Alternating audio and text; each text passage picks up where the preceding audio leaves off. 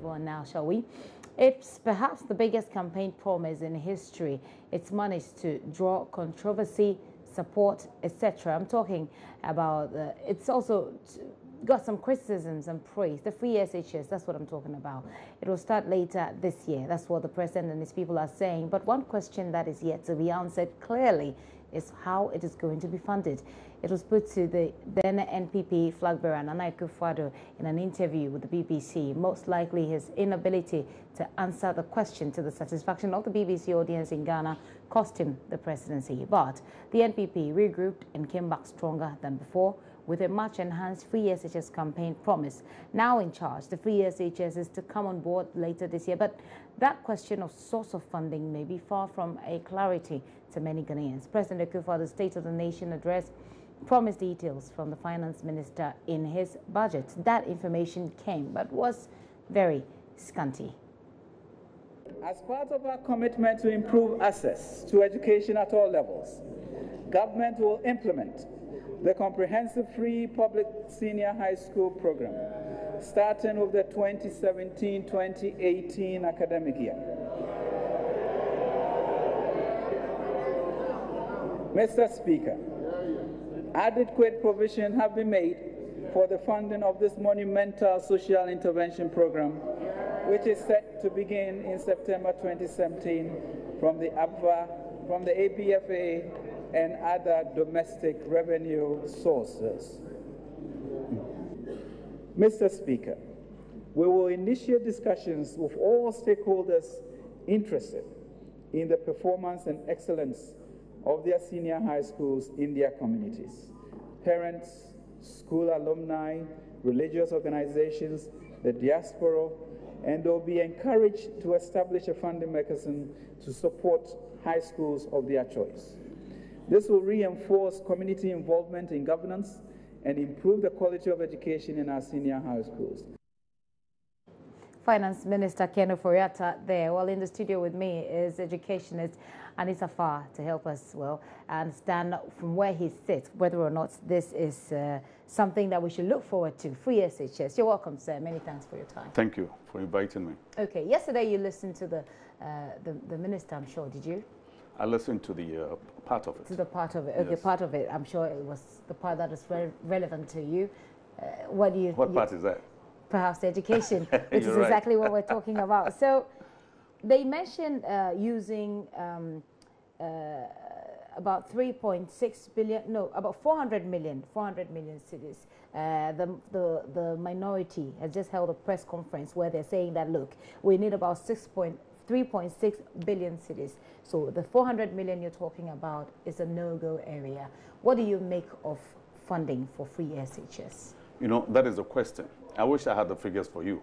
I have no idea whether one is right and the other is wrong. But it's a huge undertaking.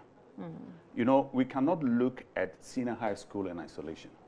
You know, I mean, since this senior high school promise came up, you won't believe the number of telephone calls that I've received all over the country. Oh. Radio stations, TV stations, like there was a time when I blocked up my phone. Because I'm not clear, you know, and you don't want to be in a position where you are shooting off and you have no idea how these things are going to be done. But the point is this. I've seen good education. I've seen some bad ones. You know, the good type of education is expensive. And it doesn't start with just senior high school. Okay. It starts right from the beginning. You know, and then I've done enough in this country in terms of training from the south all the way to the north. And I look at the decrepit situation in which I find young Ghanaians. It makes me want to weep. You know, where there are no toilets, where there's no water, where schools sit in dust, children sit in dust and play in dust and eat in dust and study in dust. For me, these are the more dominant issues that have to be addressed. But now back to secondary school again. It depends on how it's structured. Now, let's pay attention to this. When you are doing the right thing, money might not necessarily be the issue. On the other hand, if you are not doing the right thing, you can throw all these monies that you mentioned into education, and it will not make any difference. Right. But the question is this: where do we see ourselves going in the future? And what I say is this: Ghana is one of the richest countries in the world. You might not see, a lot of people might not see it that way. But At least the president believes so. He sounds very convicted of that fact. We must all feel that way. Right. That Ghana is one of the richest countries. That's a small country that has everything. So how do we prepare our young people? It starts with a mindset, you know, and also the people who are training the teachers, who are going to train, who are going to educate young people in the free senior high school business. And you ask yourself this: what is the quality of education that we need? And it's not, check this, it's not reading chapter 2 and answering questions 3 and 4. And you come back the next day, you read chapter 10 and answers questions 3, 6, and 7. It doesn't work that way. But if you're talking about quality, then they've said it over and over again, like, look, this is not going to, we're not going to compromise on quality. We're going to deliver quality. Is quality tied to the funding? As far as I'm concerned, the quality has to be defined in terms of its purpose. Like I said, you can throw $1 billion at education, can go in the wrong way. But I have yet to understand exactly the criteria in which we are measuring quality. You see, that has to stand first, and then we want to look at the resources that can make that happen. Well, for starts, they talk about moving away from passing exams and making children, making our students understand why they're there and equipping them with skills, life skills. Who's going to do that? Well, the teachers, of course. Right. I mean, so we come back there again. You see, at the end of the day, the people who are going to teach people with the skills themselves have to be skillful. And then we go back to the education institutions that teach our teachers. And you'll be surprised what has happened there. The issue is this. We are in lecture halls because that's the easiest way to go. Why don't we have, and I keep saying this, if you look at the central region, it records some of the worst examination results in the country.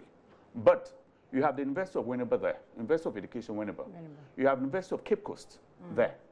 And at the same time, this is the region that produces some of the worst results. And what does that tell you?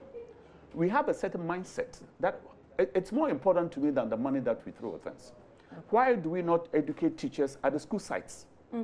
Because it's dusty. There are no toilets, there's no water, nobody wants to go there. Right, but if you talk about taking care of all of these things before we talk about now where we are, it appears we've moved on from that discussion. It appears that where we are, there's this government that says, listen, we have serious convictions about this, we know it will work, and we want to do it. But what the people of Ghana, I believe myself and you are not getting is clarity of how, in monetary terms, how we're going to achieve that. Are you then saying that if we're looking for money to implement a free SHS, then we should be looking for money to take care of all the issues you've raised with the teachers, with dust, with sanitation, etc.? How does that tie into the discussion about funding for the free SHS? Okay, now check this. Money might not necessarily be the problem. It's the mindset. How are we teaching our people? That is the question. What is the standards by which we want to have quality education? I will tell you this. You can offer free senior high school education for somebody else. They have the money, but they will not take their children there. They will take their children somewhere else. To the private school? Yeah, it's a keep your fee to yourself. Well, some people will get to benefit. I hope so. But you see, the issue was this. People who make these promises, where do they educate their children? You see, these are the things some of them are here. These are the bigger things that we have to begin to look at. Because at the end of the day, if you look at what we need for secondary education in this country, number one, the teachers. How do we prepare the teachers? Are we going to prepare the teachers sufficiently between now and when it begins? This is the issue. So I'm concerned about this. So your issue really is that the teachers who we're expecting to teach our children are not, they've got issues. Well, we've got teachers. Where have they been? They're there. The point I'm raising is this. The mindset is critical. We have to begin to understand that education that has quality has to be able to add value to Ghana's natural endowment. I keep talking about this all the time. You know, it's not a matter whether it's free or not. We have to, our minds have to be coordinated in a certain area that, for example, if you look at the north, what are the scientific prospects there? Are we directing our education in science to add value to where we are? If we say we're going to do that, we can do that right now. Another way to look at it is this. If you look at the senior secondary schools, for example, that are around the water bodies, for example, are we going to produce fish farming in that area? Because all these things are in the syllabus, which can be done now. They said they're going to work at changing the curricula. Is that not a good thing?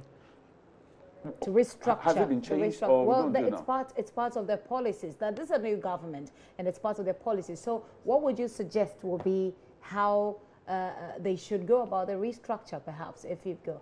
Good. That's a good question. What I would suggest, again, the money, when you have your mindset in the right place, money is not necessarily the problem. What I'm saying is this. Every district in this country is different. Every district in this country has been endowed by God with certain natural endowment that other countries and other places do not have. So why do we not direct science education there? At the end of the day, let me tell you, for us to come out of this third world rut, we have to be able to add value to what it is that we have naturally. You know, I've just, last year, I was in Thailand. Thailand, Singapore, South Korea, and the rest used to be with us, like us. But they target the education towards science so that the education outcomes are very important. Now, let me tell you this. And a good education outcome will come with a product that after senior high school, this is what we can do. And I can show it to you visibly. After senior high school, this is the service that I can provide for the country. And I can show you to that visibly. At the end of the senior high school, this is the solution to a particular societal problem that you won't have. These things are key for us to begin to understand in our minds, and then we can use money to support them. If we don't use money that way, and we're going to continue to do the same things the same way, we get the same results. So your concern is that if we continue, there are fundamental issues, and until those fundamental issues are tackled, then we'll still, it doesn't matter where the money is coming from, the government will decide to look for the money and put it in there, but we won't achieve any results. That's one way to look at it. So what will you suggest? I mean, practically, moving on. Let's say now that they've got a budget that we're working with, moving on, what next? We have to look at this. Who are the teachers who are going to teach in the senior high schools? And how well are we preparing them? And who are the people who are preparing those teachers? Now remember, the University of Cape Coast was set up specifically for that purpose. That we are teaching teachers who are going to teach science in our schools. It's not happening now. Now we are teaching business and marketing and the rest of it. And then you ask yourself, who are the people who have the skills to teach particular skills that we need in this country to add value to what it is that we have? That is what is missing in the total equation in this country. Everything that we do here, and I've been watching this for the past 20 years, it's all academics. And we don't have anything to show for it. Now, the most pitiful thing that we have in this country is young people who've been faithful to the curriculum, been faithful to the course, have listened to the lectures, they've memorized the lectures, they've reproduced the lectures exactly the way that the lecturers want. At the end of the day, what do you get? A piece of paper called a certificate, which you stick in your armpit looking for jobs. As I speak to you, there are about 271,000 young people who have finished university, done everything else, they're unemployed. However, we still have about 300,000 young people still in the system. At the end of the school year, we're probably going to add another 30, 40, or 50,000 to a crop that's already unemployed, and nobody seems to care. And this has been going on for too long. So what I'm saying is this, it is good that it's a new era. When Ghana became independent, I was 10 years old, I was in class 3. And we've been doing the same thing over and over again. So I tend to be a little optimistic today that by now we should look at the losses from the previous years and not continue to make the same bloody mistakes again. Because the young people in this country are suffering. Young people who cross the Sahara, to cross the Mediterranean, to go to places where they are not wanted. And we look as if nothing is happening. These are the choices that are left to this country, and they have to be addressed now. Otherwise, we are being hypocritical. This is the issue facing us now. Otherwise, we are being hypocritical. You talk about how long you've studied the trend, or how long the trend has been such a burden to you. And do you get the sense that we're getting closer to the change that we require? That's a good question. I do. I do, because I think by now we've learned from our mistakes. The most, you know, I'm always bothered by promises, you know. And then Lee Kuan Yew, listen to this guy from Singapore. He says that a people who believe that things can be done without any effort, get the people who are telling those things as their leaders. We have to begin to understand, for example, that, again, the other thing I'm concerned about, anytime we say something is free, what happens to the parents? They all kick back. The government is going to do this for free, government is going to do that for free, government is going to do this other thing for free. So our parental responsibility, we struck them off. But that's just the school fees. The government is just paying for the school fees, say, for your ward. Doesn't mean that you don't take care of them. You don't take care of the other things. There are all kinds of things embedded in this free high school business. Right. Okay. My concern is that we should not let parents off the hook. By that, what I mean is this. I know market women in Makola who spend a lot of money on their children because they want quality for their children. Right. But what I'm saying is this. As soon as we begin to make promises that we can't keep, then the people who suffer are the children. Because the parents say, why should I give you this? The government said they're going to do it for free. Free. But yet you go to school and you've got nothing. That's it. So what they say, free education, but it's free of information. So what I want to come back to your question. I feel a little optimistic because I think by now, after 60 years of our independence, we can see the suffering of the young people in this country. And at the end of the day, they're going to be the social misfits. You see them on the streets all the time. They have finished junior high school, they finished senior high school, they finished university, but they are not going anywhere. How long is this going to continue? So again, I'm optimistic, but I'm cautiously optimistic to see what it is that we can do this time around. It's very, very important. But then we need all hands on deck. The people who should be also involved are the district assemblies, the MPs, the regional ministers, the mothers and fathers, anyone who has a stock of children at their disposal has to be concerned. That is why I don't like too many promises. The only promise that I understand that this is going to be a tough battle, and we need everyone to be engaged in it. Okay. Take responsibility for your children, and make sure you keep an eye on them, because in this culture, we tend to disabuse children. We call them names. They get the worst of what we have to offer.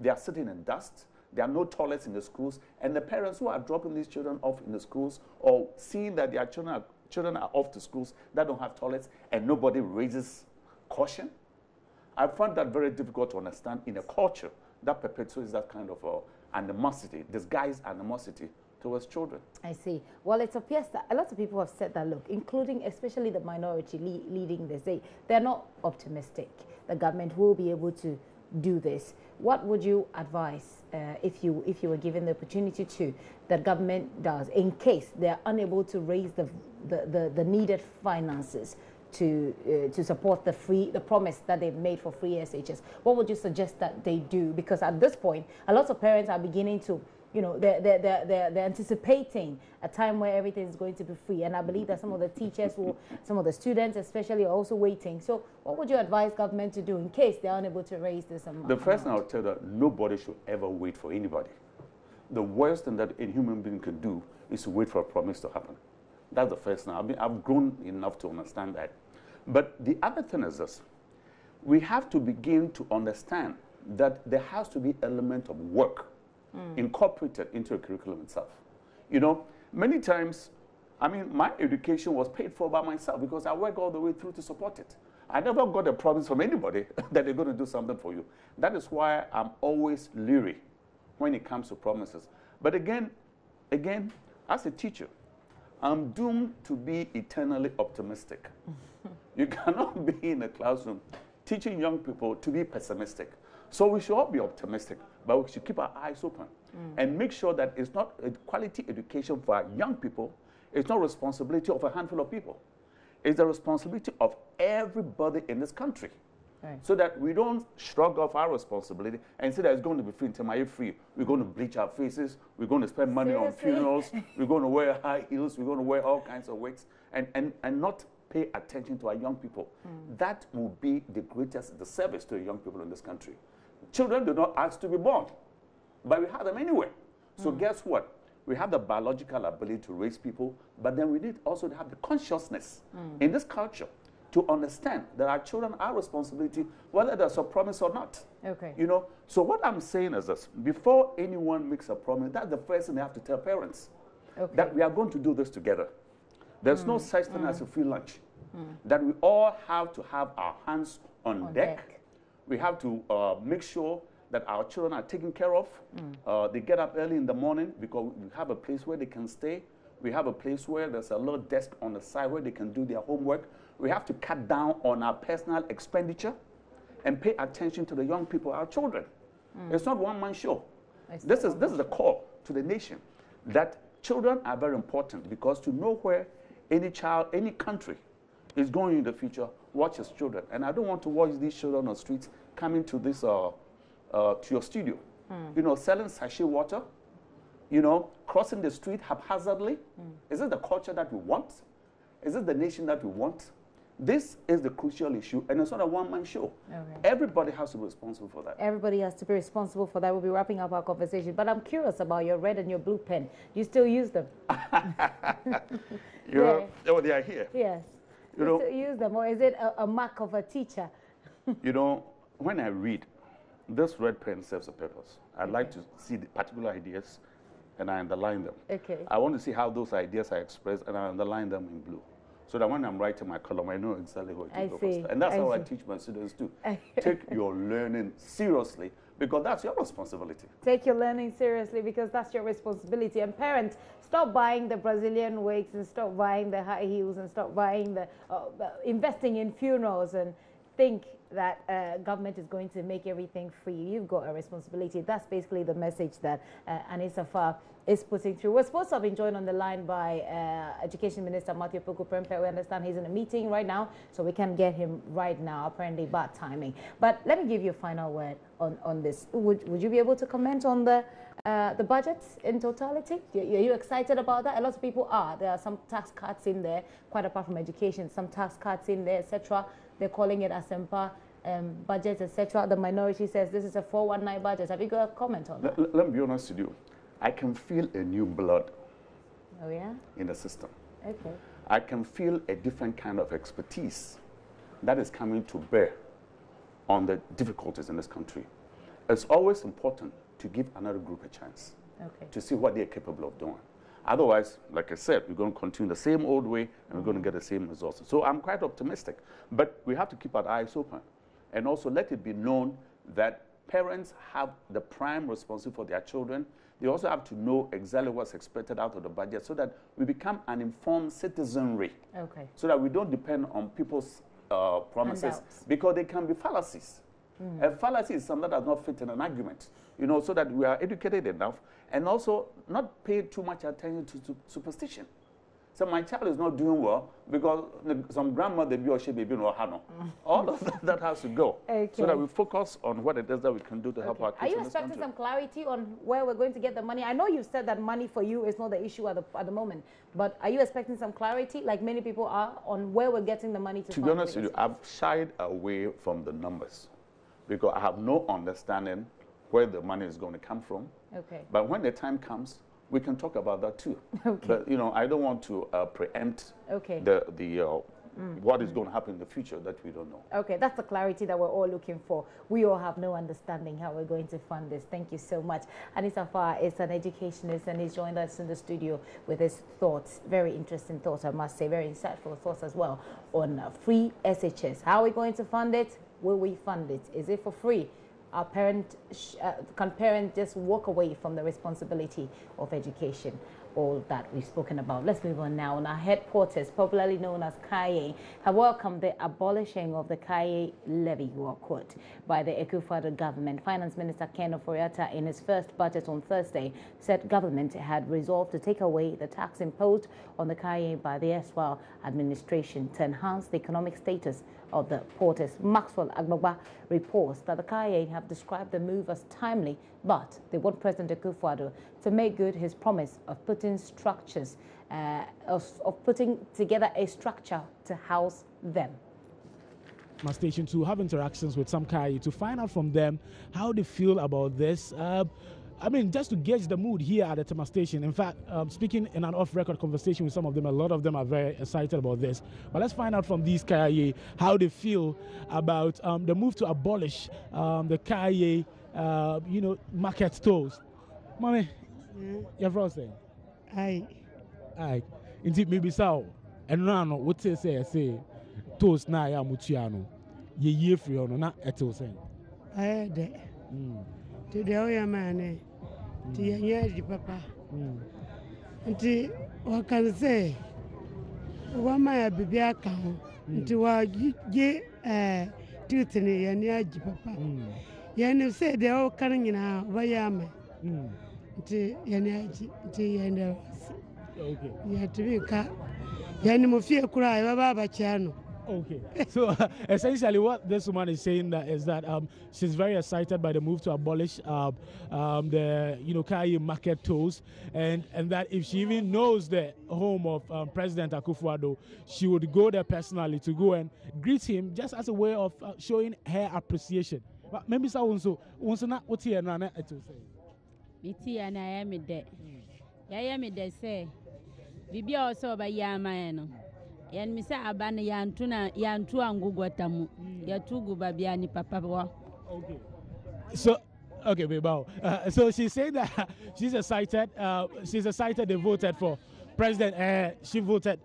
She's excited that President Akufo-Addo, won the elections, and that whatever that he promised that he was going to do for them, they're excited that he has started doing them all already, and that they did not waste their votes.